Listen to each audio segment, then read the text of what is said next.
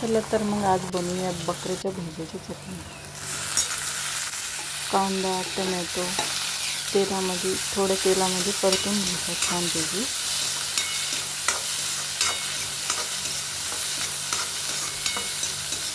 त्याला चांगल्यापैकी असं परतून घ्यायचं.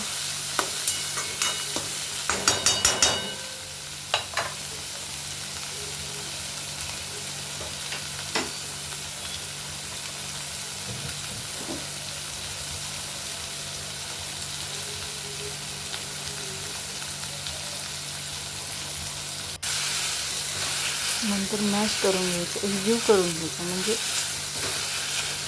बारीक छानपैकी करून घ्यायचा. नंतर मसाला घालायचा,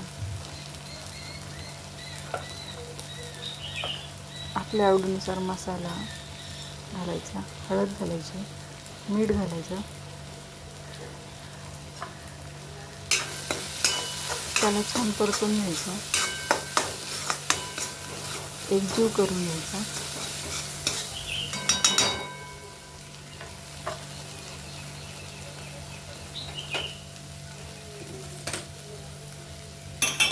नंतर त्याच्यामध्ये भेंड्या घालायच्या, भेंड्याला मॅश करून घ्यायचा, एकजीव करून घ्यायचा, म्हणजे चवीला छान लागेल.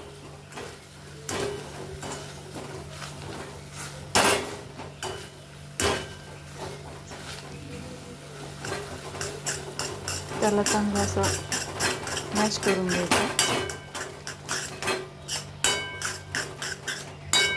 एकजीव करून घ्यायचा. बकऱ्याच्या भेंडीची चटणी खूप छान लागते. एकदा तुम्ही करून खाऊन बघा. कोथिंबीर सर्व करायची.